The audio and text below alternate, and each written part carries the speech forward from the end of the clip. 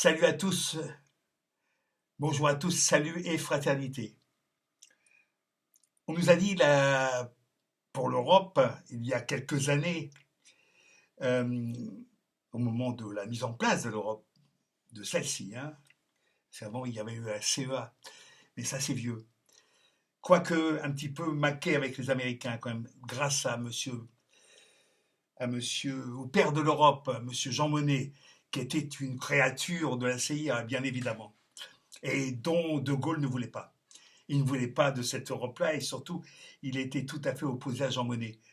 Euh, donc, on revient à 2005, au moment du référendum sur le traité de Maastricht et sur le traité, surtout le traité de Lisbonne.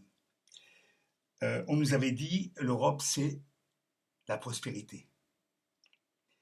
Ça a été la prospérité beaucoup pour certains qui se sont enrichis grâce à l'Europe.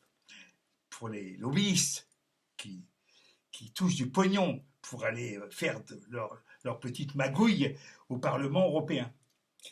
À Madame van der Leyen, par exemple, ça va aller à toute la bande de sanitaires, de Pfizer. Là, ça rapporte du pognon pour eux, hein, les vaccins, etc. Par contre, pour le vulgum pecus, pour le peuple, pour les gens, pour les peuples, c'est pas tout à fait la même histoire. On nous a dit l'Europe c'est la paix. On voit où on en est puisque notre fou de guerre, qui n'a jamais mis les pieds dans une caserne d'ailleurs, nous propose d'aller nous battre contre la Russie. Hein, voilà. Donc, et puis on nous a dit aussi, puis je reviens à la prospérité, on est en train de se rendre compte que dans notre pays, la France qui appartient à l'Europe, et il faudrait voir sur les autres pays comment ça se passe, on est en train de pointer une certaine augmentation de la mortalité infantile. Chez nous, on était bien placé dans la tête du tableau, maintenant on est à la 24e place sur 27, en termes de mortalité infantile. Je rappelle que l'excellent Emmanuel Todd avait, il y a longtemps, dans les années 70, prévu l'effondrement de l'Union soviétique en regardant précisément cette chose-là, cet élément-là, c'est-à-dire la mortalité infantile. Et il avait dit 25 ans avant, ça va s'effondrer parce que la mortalité infantile est en train de progresser. Eh bien, c'est ce qui se passe chez nous. Ça y est, on a passé le cap. Et nous sommes donc maintenant dans un pré-effondrement.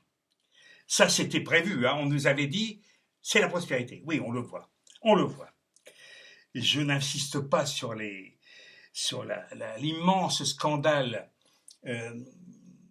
de la pandémie, avec des tas de gens qui sont, malgré l'immense blackout, ça commence à pointer depuis un certain temps. Les effets secondaires, etc., ça, bon, voilà.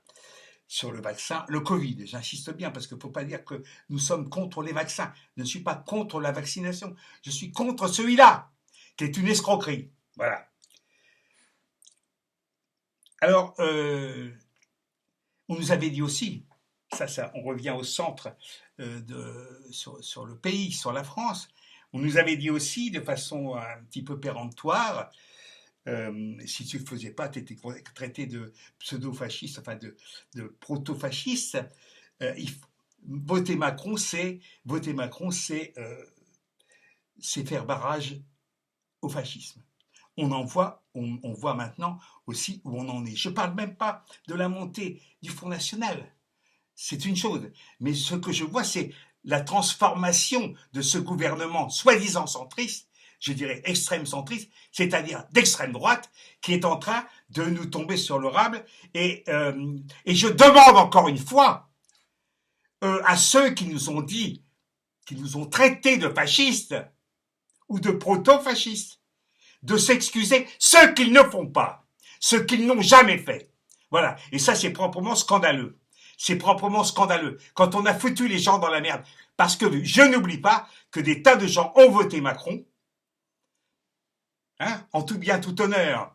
Simplement, depuis quelque temps, ce monsieur montre son vrai visage, et il fallait le voir avant déjà. Un banquier, forcément, un banquier est une merde, qui va vous foutre dans la merde. C'est une évidence.